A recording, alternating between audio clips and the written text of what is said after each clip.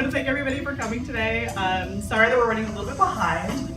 So I think we're going to kick it off right now by giving a brief introduction to everybody. But first off, I'd like to say that we want to take questions from the audience as well. So shortly you'll be having like little white pieces of paper, and then you can write a question that you have for one of our wonderful panelists. And every third question will go out to you guys. So please fill out the lovely white pieces of paper that are coming out momentarily.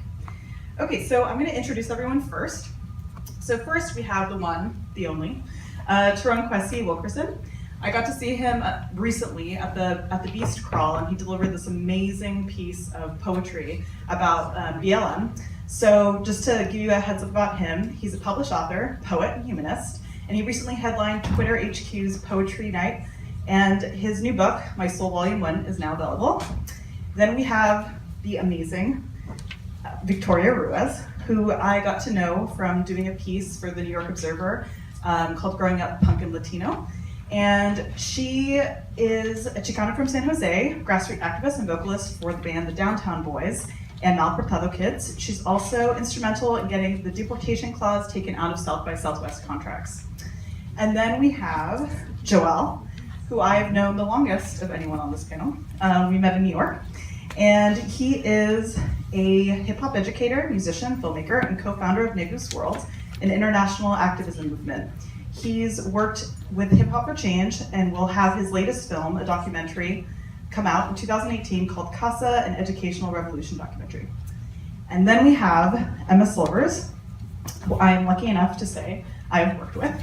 And she is the former music editor of KQED, SF Weekly, and The Bay Guardian. And her piece, A New Guest at Your House Show, The Middleman, won a 2017 Excellence in Journalism Award. And she helped spearhead the first 100 Days Art in the Age of Trump initiative at KQED. And then we have my good friend, Michelle Cruz Gonzales. She's a musician, educator, and Chicana. She's the author of Spit Boy Rule, Tales of a Chicana in a female punk band. She also teaches English at Las Positas College and plays guitar in Kamala and the Carnivores. So, if you guys want to applaud these amazing people. And just a little background on myself. I'm a journalist. I currently write for KQED, CNN, Good, and I will have my essays in the 2018 book, The Illustrated Women Who Rock. And I'm also working on a book on a very important political punk band. So that's a little background on all of us. So given the current climate and what we're all going through, I think a lot of us are trying to think of like ways that we can help and make a difference during the Trump era. So I wanted to ask, each of you have covered political issues in your work and are deeply involved in activism, education, and reform. What is the role that artists and musicians can play during the Trump era to support those who are being targeted and most directly affected by his rhetoric and policies? Anyone can take that one first. That's a long question. Get the mic. Okay, I can go first. Greetings, everybody. Kwesi. I feel like as artists, I know as artists we have a responsibility because art is truth-telling, and art has the power to connect people to a deeply rooted truth. And I know that a lot of people that I look up to, a lot of artists that I look up to, they've made the most of their platform. And it's like people look to artists for inspiration, and people look to artists to really guide them, kind of like political leaders, kind of like leaders in society. And it's really important to recognize our power as artists, our power to tell stories that might have been buried, to tell stories that haven't been told, in an effort to tell the truth, in an effort to bring people together. And I feel like not just in the Trump era, but in any era, like when you see an issue, you should do something about it. And sad isn't a strong enough word that has gotten to this point where we have this idiot in office who's literally leading our country into the ground. And it's like, this is not, at least for my people of African descent, this is the least of our concerns. We've been dealing with Trumps since we've been in this godforsaken country. And it's like, these are the things we have to talk about, these are the stories that we have to tell. And it's unfortunate that now Trump is affecting everybody, so now it's a much bigger issue because everybody's suffering. Like, we have to look, these are human issues. These are not black issues, they're not white issues, these are not gay issues, woman issues, these are human issues. And we have to look at each other as human beings and treat each other as such. But anyway, does that answer the question? I think so. Okay. We'll pass it. No, this Right. Go for it. Yeah, close mic. Keep it. So my take on this is First of all, my name is Johwell. I was born and raised in France, Paris, where I spent my entire childhood, and then I moved to New York when I was 19 years old, where I spent 19 years of my life, and then I moved to Oakland, and I've been here for 2 years. And everywhere I went, it's the same narrative. Like, I feel like I'm having that same experience over and over. And I think that this is all attached to the fact that I am a black person. Why am I saying this? It's because one of the places where I could find my self-confidence, I've always been into the art, okay? Don't know if you know, but France, I've been way ahead of you in terms of racism. It's way, they're way more blunt about it. It's on television, the news, primetime news, just like straight up call you a nigger, and just nobody would just find anything wrong about it. This is the world that we live in, and the art. So growing up in that atmosphere and then coming here and see that again happening in different communities here, the art has been the place where I could actually find my confidence and find humanity. So this is how important that is. And if you look at just the history of hip hop, for example, not a lot of people know that, but hip hop is one of the greatest revolution that has been happening for the black community. And because of that, the industry have been doing such a great job in terms of switching the narrative of hip hop. If you, I'm not gonna go through all the history, but band like Public Enemy, they were the last conscious artists to be signed to the Def Jam label. Why? Because they were so revolutionary that they actually managed to change some of the state laws. They went to Arizona. They made a song about Arizona because Arizona was the last state that did not want to recognize Martin Luther King Day as an official day. So they made the song and they put pressure on these people to actually change that law. And after that, people started looking at this movement and said to themselves, we can let that happen. So now whatever you see, they took one of our greatest revolution, and whatever you see, what you see now in that message is like totally different than what the initial purpose was. So art is very important. Positive art and the message in the art is very, very important. Yeah, Joshua, you were talking about community and art and community, art communities, and it made me think about how one of the important things about doing art in difficult times is that it helps you find that community and find your people, right? And the importance of that seems selfish in a way because it's about us or it's about me. But when I was growing up, I lived in a small town. I was one of the only Chicanas in the small town, and then I was also a punk rock girl. So people are like, they're confused. They're like, what is wrong with her, right? But one of the ways that I've learned to find my people was, we were looking for people the girls with short hair or who wore crazy eyeliner, and like when you see somebody like that, you think, oh my God, I'm gonna meet them. I'm gonna try to figure out who they are, what they're into, and learn about their favorite band or their favorite artists. But I was talking to Annie Bacon in the hallway. She was on a panel earlier. I was just talking to her just now about the responsibility of artists, and one of the things that we were talking about was how I'm kind of two minds about this question about our responsibility, because it seems like there seems to be this sort of dilemma or this expectation that artists right now in this time, because things are so dramatic, that we can't just do our art, that we actually have to do more and we have to do activism, and I totally believe that.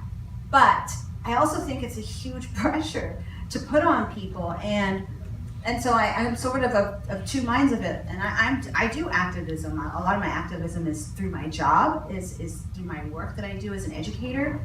But I just feel like, are we supposed to do our art, or are we supposed to do our activism? And like, how can you do both? And yes, they can come together, but it's just it's complicated, and like sometimes I feel like I'm not doing enough. Like if I'm focusing on my art, I feel like I'm not doing enough. And then if I do the activism, then I feel like, well, I'm never gonna finish writing this goddamn novel that I'm writing, Someone else here. Yeah, well said. I will echo a lot of what has just been said here. I'm also two minds about it. I grew up here. I grew up in Berkeley with like the Berkeley in the 60s mythology kind of pounded into my head. And a lot of that obviously has to do with arts and culture that was going on then, the anti-war movement.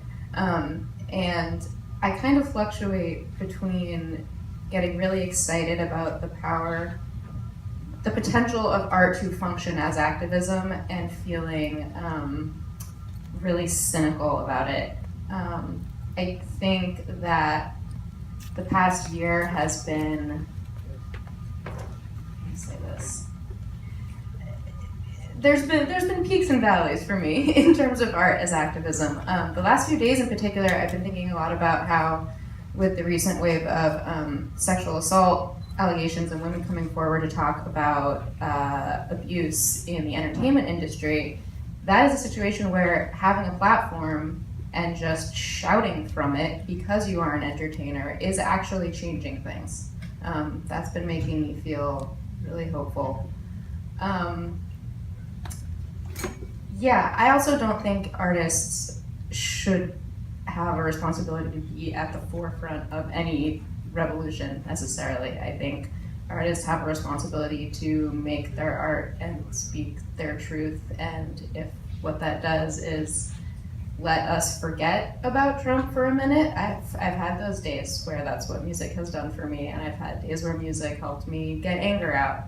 I think it's a really big question, and I'm excited to, I'm excited to see where people go with it for the next 3 years while we have to deal with the next 3 years. Yeah, I feel like part of it is people think that, like, when you say you're an artist or when someone calls you an artist, that it's like a job description that everyone knows the qualifications for, that everybody somehow knows what that means, that it's like saying that, you know, you're like a factory worker and you work on this one cog and you know exactly what to do every second of your job, and that's not true. Like, there are lots of people who call themselves artists who, you know, are violent, like, white men who really don't believe in the freedom of people on this panel who call themselves artists or who are called artists. So even the word artist is kind of like hard because there's no perfect way to define it, and there won't be, because first we're people, and many of us are doing the act of art for all kinds of reasons, and a lot of us are doing it as some form of what we consider work.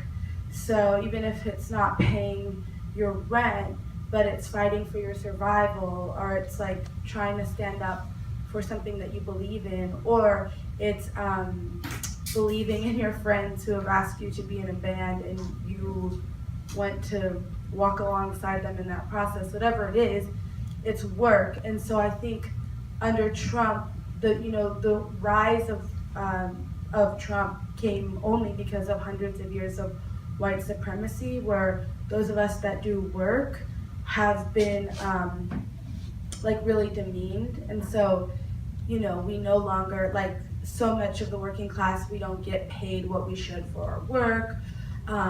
Things like documentation and your migration status impact your power at work. People who fight collectively to change things are retaliated against. So, you know, I think thinking about the role of being an artist under Trump, we have to think about who we are as artists. We're workers, we're women, we're people of color, we are in solidarity with people who identify as non-gender conforming, we're people who have ancestors who were undocumented, so we stand in solidarity with undocumented people. Or husbands. So, right, exactly. So it's like thinking so much about who you are and what that means in terms of your, you know, if we think of time and space as some sort of graph, where are you? And under Trump, we have to start thinking a lot more collectively about where all of us are and our proximity to each other and how to come together collectively. Like, I was reading a book about, they made reference to a film, an Italian film, about this fisherman who he's so tired of not getting paid enough to be a fisherman and seeing everyone in his town not work endlessly and not even have enough money to survive. And so he sells all of everything his family has, everything, to buy a small fishing boat to try and get out of that situation, because he wants to own the boat. He doesn't just want to be the fisherman. But then the boat gets destroyed by a storm pretty immediately. And so now he tried to leave where he's from, and he has nothing and even less, and has to go back to being, an underpaid fisherman. But realized that it was because he was meant to work with all of the other fishermen in their town to collectively change the way that fishermen were paid and their working conditions. And sometimes I feel like that with art. It's like, you can be in the media a lot, you can have a great single, you can be affirmed by giant capitalist publications like Pitchfork or Rolling Stone, but it's kind of like your boat right now under the Trump administration will always be destroyed by a storm. So you have to find the people that you believe in and who believe in you and work with them. I think you all just touched upon so many really, really important points. There was a moment where Michelle was talking and I was thinking about the whole idea of, is art a mirror? And is it a reflection of society in a way of its actual job? Or is it the job of artists to move things forward? And as Victoria was mentioning before, sometimes the job is survival, and sometimes it's representation, and sometimes it's sort of showing us what we have the power to collectively do. I was thinking a lot about Rage Against the Machine, and I was thinking about how Zach De La Rocha during the Zapatista movement actually went down before the Zapatista movement really took off, and how he went back and forth when the government was fighting the Zapatistas and actually murdering thousands of its citizens. But for him, what happened was he put rage on pause so he could do this. And so sometimes there's this idea of well, you're an artist, you need to be the platform, you need to do this. But at that same time, can you do the art as well? Can you do what's pushing the needle? And so it is a really difficult balance. And I sort of think that it all sort of comes down to who you are as a person and your truth and all of that. So one of the reasons I picked all of these panelists is because they're all politically involved, and many of them have spearheaded really amazing political art initiatives. So I was wondering if each of you for a moment could talk about some of the work that you're doing. It could be something like your work with Hip Hop for Change. It could be something like what you're doing with South by Southwest. It could be you performing in a way that just blows everyone away at a really bizarre bar. It was amazing. It was sort of I think people were sitting at this bar waiting to be sedated, and then Kwesi blew off the roof and made people really confront their feelings towards BLM, and I was just all about it. It was everyone in the audience just started yelling and got interactive, and it was just a really beautiful moment. Not to talk you up too much. So anyone who wants to start, go for it. Wait, what was the backup? Okay. Yeah. Wait, what was the question? Yeah, no, so the question was, can you talk to me about some of the political art initiatives that you've led and how they came about? So I'll start. In all honesty, this is the bridge I'm trying to create. I just started writing poetry about 2 years ago. And since then, I moved to the Bay Area 2 years ago as well, because I know this is a political hub. I know there's a lot of action that's happening here right now, and I'm so proud to be in this place. And like I said, the bridge I'm trying to create is between what I can do, in these poetry spaces, but also what needs to be happening in the communities, because that's where real change is going to happen. It's always going to come from the bottom. Real change will always come from the bottom, and that's the bridge I'm trying to create. How can I inspire the people in the community who are suffering most to take action for themselves and to make room in these spaces and also to create room in these spaces? So I'm going to places like Beast Claw, for example, where I don't see a lot of poets like myself. I don't see a lot of poets who are presenting deeply political work that affects them personally in their own lives and really being able to connect with people. So I'm using my body, I'm using my art to go into these spaces and create space so I can bring people from my community who can also tell their own stories.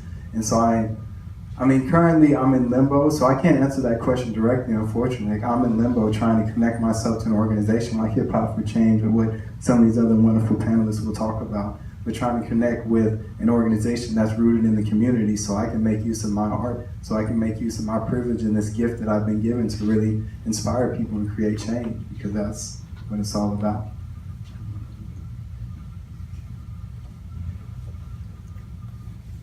Me personally, the advice that I give myself and I'm trying to stick to is to stick to what you know and stick to what you feel. To kind of piggyback on what everyone on the panel was saying about, in terms of the artists being involved in the activism, like the thing that I'm telling myself all the time is I connect art and heart. So your art is basically what you feel. You don't feel anything with everything that's happening around you, then don't speak. You know, I don't think that should be held against you. Personally, me, I'm not a woman. I'm not homosexual. I'm not a Mexican. But when I hear what number 45 is saying about all these people, I feel something. So I feel the need to speak on it. You know, it's just natural to me. Now, do I do that every time in my heart? No. Sometimes I talk about my heart being broken. You know, whether it's from a past relationship or a feeling that's occurring to me right now. But right now, for the most part, with all the narrative that's been circulating around, this is the way I feel. Now, in terms of, to get back to that question, I work a lot with the youth, and I feel like I grew up to be totally brainwashed by this society. Like I said, being in all these different places, and the one thing that I wish someone would have told me is that there are opportunities for people like me. You know, that you are actually able to create it. You know, there's a world out there that's full of possibilities, no matter how cliche that sounds. So with the youth, even before I worked with Hip Hop for Change, we've created a program where it was basically, we were touching on these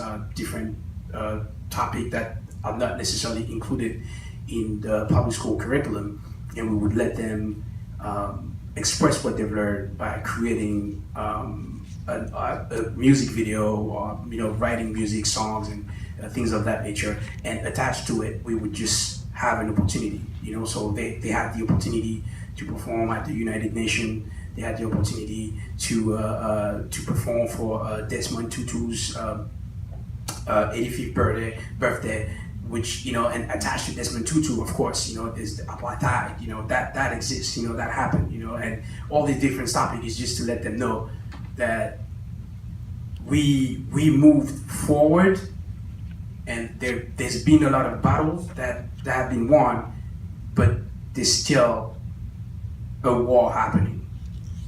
And the enemy is whoever think that you are lesser than. That's my message to them. And we really try as much as possible to connect those young minds with others that are actually going through the same thing in different other communities. Like I said, I was in France, I was in New York, I was in Ferguson, and all these different youth, looking alike, are experiencing the same thing, but they don't know about each other. So politically, I think this is what I know, and by the way, this is the reason why I love Bernie Sanders so much, because it sounds so simple to me, even if my English is not my first language, he makes really politics sound so simple. It's about human nature, humanity, connection, and I tell my son all the time, you have to look at it this way, if there's like 4 of you and you have 3, one have 1, and the other 2 have none, just you split it up, and that's it, So that's my take.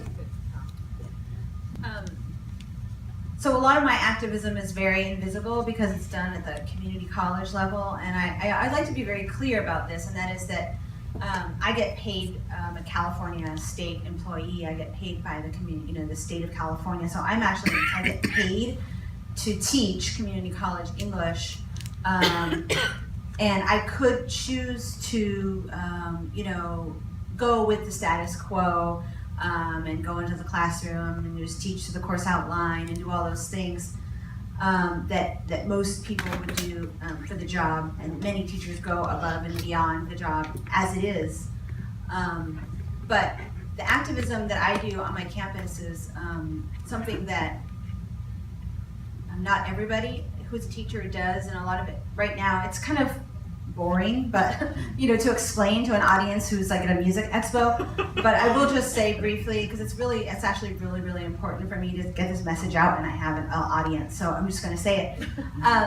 A lot of the work I'm doing right now is around assessment testing, around placement and standardized testing, and the bias embedded and inherent in standardized testing, and the way in which that totally and completely puts Black, brown, and low-income people, students, way down here, and it makes it so that they have to spend many more years at community college, spend many more dollars, and not earn at their top earning potential when they're near retirement, because they were deprived of the time that they could have been working because they were in school spinning their wheels, taking classes that actually they didn't really need to take, because standardized testings underplace students like crazy, and overall high school GPA is a better indicator of success in college, especially in college English classes. And so a lot of the work that I've been doing is about getting our campus, as well as our sister campus,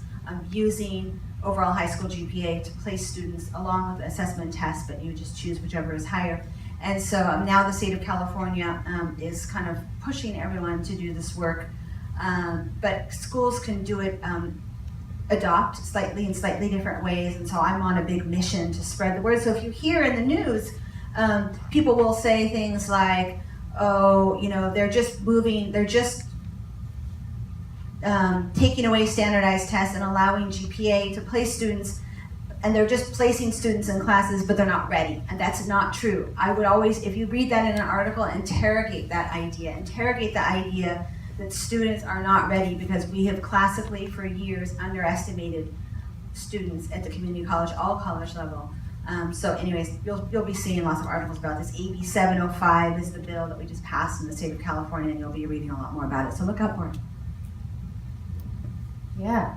I know, that's great. I didn't know any of that. I'm glad you said that. Cool. So I feel humbled, honestly. Everyone else up here is involved in art and activism in really deep ways, and I have so much respect for the spectrum that take on. I'm in a slightly different position in that I'm a journalist. I've been covering arts and culture in the Bay Area for like 10 years now. And as Michelle mentioned earlier, a year ago at KQED, where I was the music editor up until recently, we kept having these meetings. You go in a boardroom, there's a small team at KQED Arts. We cover local arts and culture, which I generally feel so passionate about and believe is so worthy of coverage.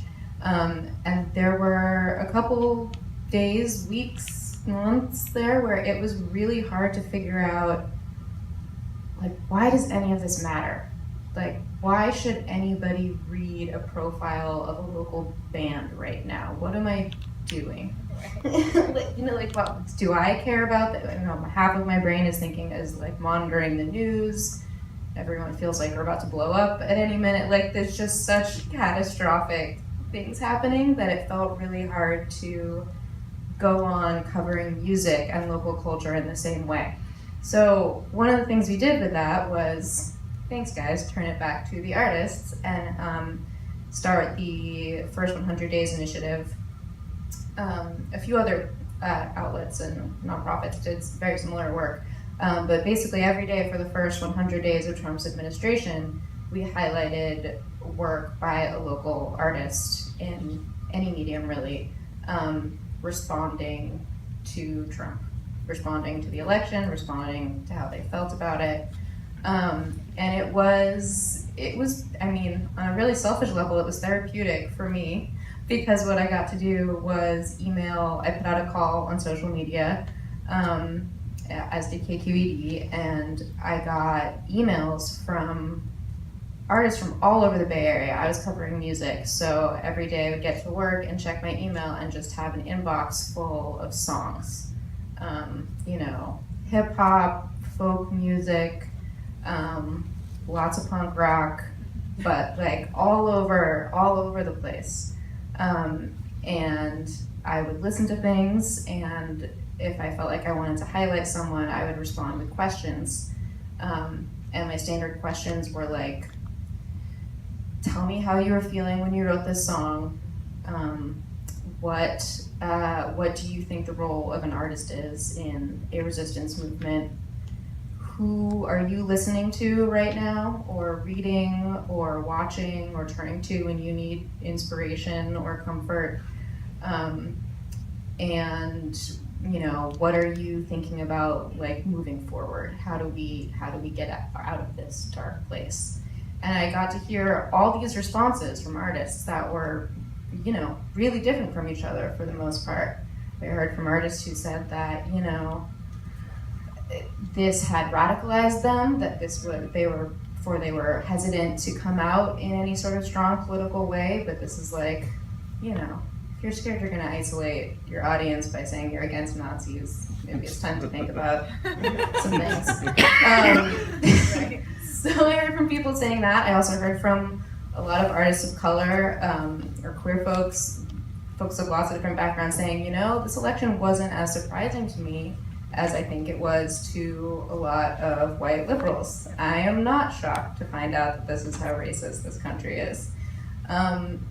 So it was really, really educational for me, and I hope for other people who read the series. And yeah, since then I've sort of been, I'm no longer with KQED, and it's been an interesting thing trying to figure out how to imbue my work with activism not in that framework. And all I can really say right now is that honestly I'm trying to stop writing about straight white men. If I have a choice of what I'm going to highlight, who I think is doing interesting work in the Bay Area right now, if there's a band full of straight white dudes and they've received a ton of coverage for their buzzy new album, I'm probably gonna try to find someone else to write about. Don't send your CD to Emma. I mean, I might still like it, but I probably don't think you need a ton more press coverage. Yeah, other than that, I'm still figuring out what my activism looks like right now.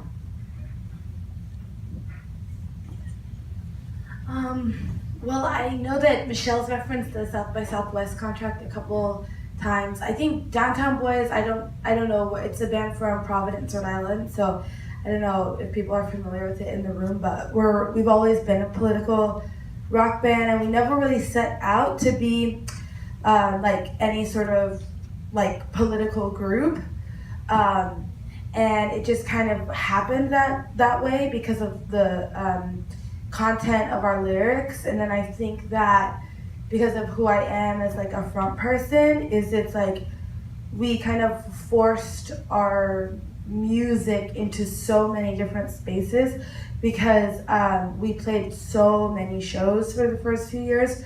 So we would play like, we would tour and get paid like absolutely nothing and play like a lot of hardcore shows with like all bands with dudes. We would play shows that we didn't go on until 2 a.m. We would play shows where no other band sounded like ours. Like, we worked so hard. And it's hard because like I feel like I have a lot of friends who are starting bands, and they're kind of like, why aren't I already playing Pitchfork Music Festival? It's like, dude, like, you started this band like 3 months ago, like, and like with the age of the internet, like the internet is like blocking, I think, a lot of, like, it fills our senses, and like it's really hard right now. Like, I've noticed, you'll be in a press cycle with your music, people are reading about your music, apparently listening to your music, and you'll have like 10 people at a show. And that, I think that, I'm sure a lot of musicians can, feel this, whereas like if we were a band 25 years ago, our show would probably have a ton more people, just because like people wouldn't be able to rely on the screen so much. But like I think being a live musician, especially a rock musician, especially what people call punk, it's having a big effect. And I'm interested to know if like poets and other artists feel that.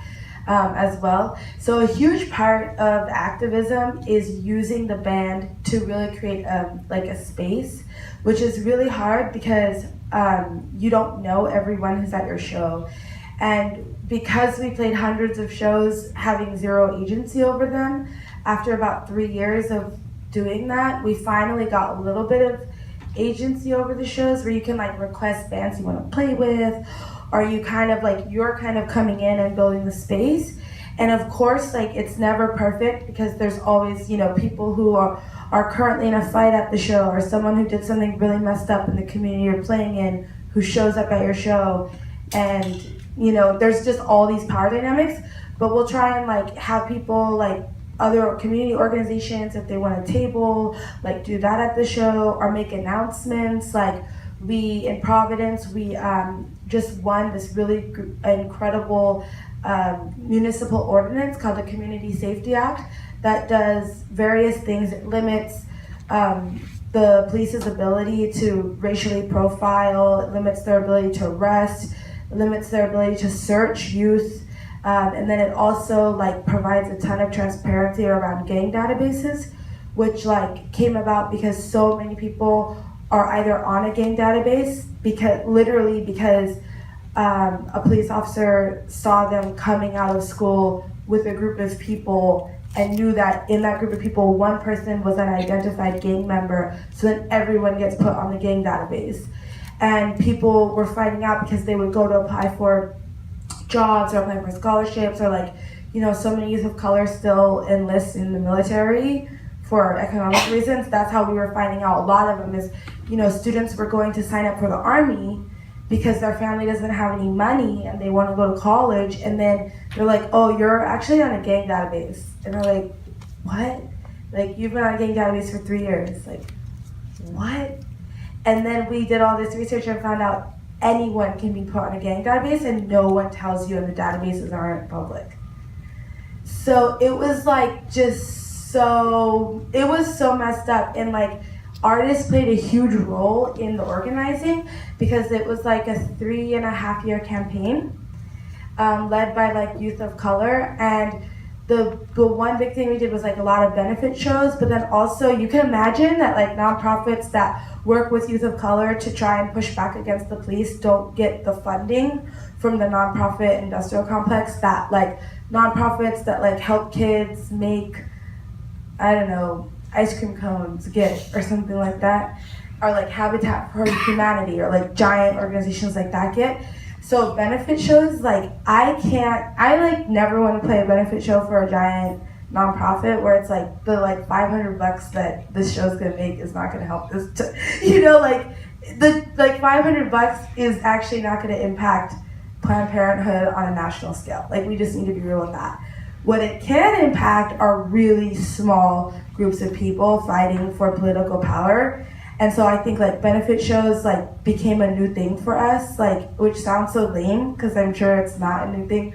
But like we were finally like, oh man, there's this thing in Providence where like this little bit of money can go a long way, because like this group of kids had to like do so much to pass this ordinance. And so that was huge. And then giving them the space, like it got to the point, it was like so incredible because we were working with them so much. So every show in Providence, like if you came to the show, you knew you were gonna hear about the Community Safety Act. Like there was just no question. So if you wanted to see Downtown Boys, you had to hear from a group of youth of color about the Community Safety Act. And the first couple times, like I remember people in the audience be like, I didn't come for this, like yell stuff like that. And I was like, you know, it was just kind of like, okay, well, then you came to the wrong show. But like, you know, if you keep doing that, it does, people then know that that's what they're getting. We kind of had that, we kind of began to build that. And then this past March, when South by Southwest rolled around, a band tweeted out like basically, I don't know if people know about South by Southwest. I feel like probably at this expo, that's like one of the things people do. But it's like a giant race to the bottom. So bands from all around the country have to scramble and find 15 shows that they can play in 3 days. and you literally go to Austin, Texas, where everyone hates you who lives in Austin, because the festival completely destroys the city. It has driven up rent. People who work at bars and cafes have to serve drunk musicians 14 hours a day. It's just like a giant race to the bottom. But we've done it 3 years in a row because you kind of have to do it if you want to get on a festival circuit. If you want to try and get signed, it's kind of a thing. But the good thing is, so many musicians hate it that it was really easy to organize around it, because we all have to sign a contract to play, and one of the things in our contract says that if you play an official South by Southwest show, you cannot play any other show. But granted, no one follows that. But if you're an international artist and you do that, they can report you to immigration. And the reason why that's so messed up is because, who knows, maybe in 3 years you're an international artist from a country that you're going to need to come to the United States for economic reasons, for all the reasons people migrate. And now, because you played an extra concert at South by Southwest, your immigration record has a mark on it. That's just absurd. And it's not what the big thing that happened in Galvanize is, even legal professionals were this is above and beyond what's necessary. South by Southwest does not need to pretend that they are their own immigration force. But they were just trying to intimidate artists to not play more shows. It was just an intimidation tactic. It had nothing to do with immigration. And so, because everyone hates South by Southwest, they signed a letter saying that we wanted this clause removed. And it was bands that I promise, no one in this room besides those three people and maybe Michelle, have ever heard of really small bands. But it was just dozens and dozens and dozens. And then finally, we got really big signers like Zach De La Roche from Rage Against the Machine signed on, and Talib Kweli, and we got some really big names on it. And then that's when I think it, the press picked it up. But it was just a really good example, I think, especially as musicians, where we really dislike a lot of what goes on in the industry, where if you do get a group of people together, it can take power back. And so I think we had a really clear demand. And I think that's what's really hard about music is we can tell you all day long how racist the industry is. We can tell you how prevalent sexual assault is in the industry all day long. We need to form demands for what we actually want. And that's where I'm very much, I often feel in a bind as an artist, because it's I have a soapbox now, I have this platform and I can say things, but they go into the air. And the only way that it actually, I think, shifts power is when I'm saying the same thing that a lot of my peers are saying, and we're saying it together. And it's an ask. Yeah.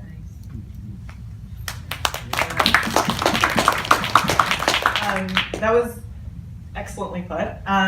Also, just to give you guys a little bit more of a background on this South by Southwest deportation clause, I covered it for Good Magazine, and what was super interesting was I was interviewing, so there were so many important elements of this, which is that Texas currently has sanctuary cities banned, and it's a hotbed in terms of Texas has a very high Latino population, it's close to 50%. And yet, sanctuary cities have been officially banned by the entire state, went through the House of Representatives. I mean, to get this passed was monumental. So all of this had already passed at the point of South by Southwest. And so this was a real moment of saying, we're not on board with these sanctuaries, like having sanctuary cities banned. We're not on board with having the, Austin Latino population feeling policed and afraid to go out in public, to even go to these shows, this kind of thing. When I spoke to lawyers, I spoke to multiple lawyers in Texas, some of which actually specifically knew things about entertainment law. They had never in their entire lives encountered a deportation clause ever. There was someone I spoke to in New York as well, and every single person said, this should not be here. And so what was so interesting was when Victoria and several other bands got together, the movement really started picking steam, where you could see South by Southwest saying, it's not that big of a deal, it's only gonna happen like if you like break stuff at a bar. Like that's the only way that we would enforce it.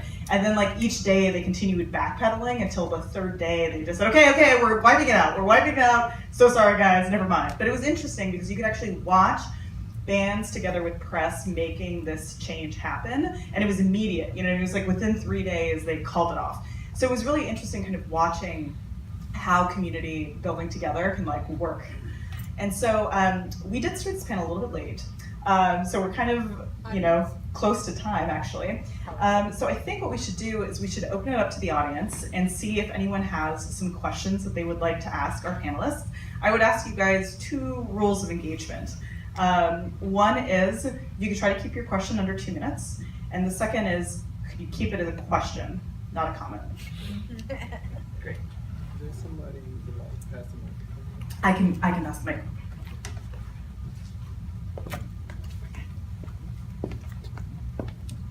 Hello. So I predate you guys. The first song I ever wrote was 36 years ago. It was called We Ain't Forgot. It was about the Vietnam War. And probably 90% of what I've written since then and performed has been songs of social conscience, race, class, war, you name it. And, it's been so many years and I've done so much, but, it's hard to maintain that edge all this time. And, I'm always looking for ways to connect to other people. And so I guess to bring it to a question is, what is it that we can do, and not just me and you, but we as a community of socially conscious people, artists in particular, what do you think that we can do to take things to another level, to create a higher level of community and struggle? Yes, beautiful question. Beautiful question. And what I like most about that question is that it's been asked so many times and it's been answered so many times. And the only thing that's missing is implementation. And just from studying history, the ones I did know who implemented it were the Black Panthers right here in Oakland, California. And they created their own curriculum. They created their political curriculum around not relying on the oppressor to educate our youth. Because the youth will inherit the revolution. Always, for all of history, the youth will inherit the revolution. But if we have the oppressor teaching our youth how to think, then are they going to be revolutionaries or are they going to be puppets? And this is what the Black Panthers were talking about in the 60s and the 70s. And this is why the entire force of the state came down on that organization. All they were doing was educating our people and feeding the children. That's all they were doing, and that was considered a threat. J. Edgar Hoover called the Black Panthers the largest national threat in the United States of America. In the 1960s. I served some of those breakfasts. Yes, we can, and that's what we need to do. We need to be out there in the community, and this is a good start. It's good to talk about this, but discourse will only go so far. Discourse and conversation is an important part of spreading education, but at the end of the day, we have to implement it. Because we're not going to save anybody's lives sitting here in this comfortable room in this air conditioning. There are people out there suffering right now. There are people out there not eating. There are people out there getting their ass kicked by the cops right now. What are we doing about it?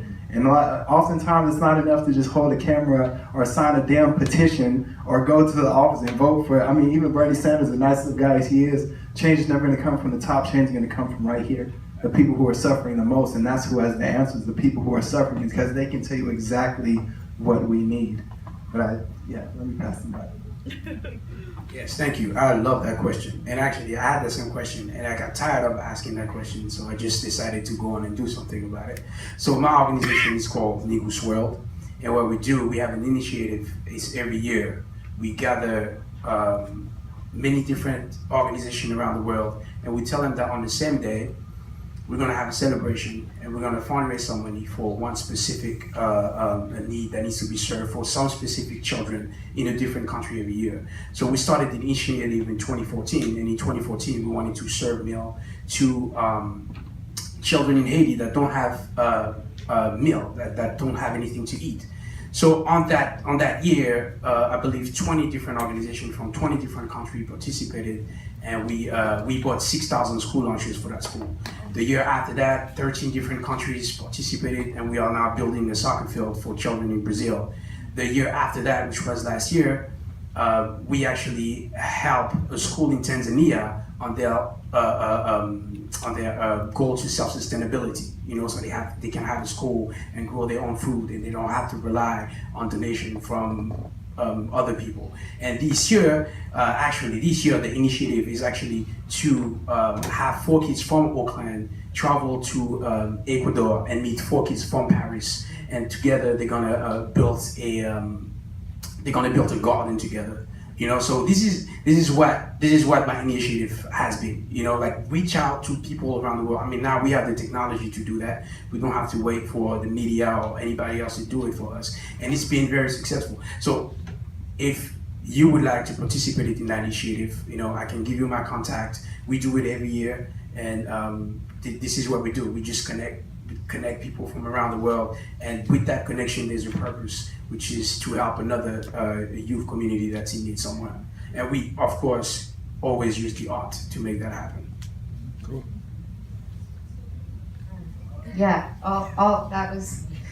Only thing I have to add to that is something I've been thinking about a lot lately is the importance of getting outside your bubble. The Bay Area is one of the most diverse places in the world, but there are such isolated micro communities within it. And I wrote a story recently about a punk compilation called Evaluate What You Tolerate. That's a bunch of different Bay Area punk bands, and the proceeds go to the anti-police terror project. And I was asking one of the organizers a lot of the same questions we've been talking about here, like, is this just preaching to the choir? What is the point of political music? What are your aims? And one thing she brought up that I think she articulated probably better than I'm going to is that this was one way of introducing and hopefully forming a lasting bond between the punk community here, especially the white punk scene, and a lot of the work that's happening in the Black Lives Matter movement and anti-police violence movement. So she was hoping it could be a bridge of sorts, and not just music. So yeah, that's what I've been thinking about, is getting outside of my bubble. I think Victoria sort of alluded to it earlier. One thing is, put your screen down and actually support artists. Go to their readings. I mean, for literary readings, we're actually, I know it sounds pathetic, but you're actually thrilled if there's 10 people in the room, really. So, yeah, you can read someone's book or look at their pictures on Instagram, but if you really want to support artists who are doing good work, put your butt in the seat, get up out of your house and go out and be here like you are today. I think is a really big one. And then the other thing for me is, always give young people voice. No matter what you're doing, if you have an opportunity, if you're talking about young people, you need to let those young people speak for themselves. And for me, that means every time I have a meeting, all the meetings that I run and the committees that I'm on, I ask young people to be in those meetings and to be a part of those committees. And when they're not speaking, I ask them what their opinion is on topics that we're talking about, because I know they're too shy to voice their opinion sometimes because all the adults are in the room taking up the airspace. So really including young people's voices and really listening and taking it. I mean, young people will really tell you the things that you need to know about stuff, especially when it has to do with them. So yeah. Yeah, and I thank you for sharing too, like that you served some of those lunches, because you probably know this more than I do, who read about that time. But not right now, last week there was this action in San Francisco City Hall because the police want tasers, and so the city council actually voted yes to tasers for San Francisco police. Just like Berkeley did. And yeah, just like Berkeley. And tasers are they don't actually reduce police murder, and they actually increase police brutality, because now there's this deadly weapon in addition to a gun and all the other weapons and securities that the police have to hurt people, and mostly people of color. And at the action, there were so many different groups of people, and it just felt, because it was so important and people were fighting for their survival, there were no egos. And so you know, I could kind of feel the tensions. Like there were like all the groups who were like for and by people of color. There were the people who've lost family members from tasers and from gun violence by the police. There were tons of white allies who were like part of, so there were like lots of tensions, but because it was so desperately important, everyone let go of their ego.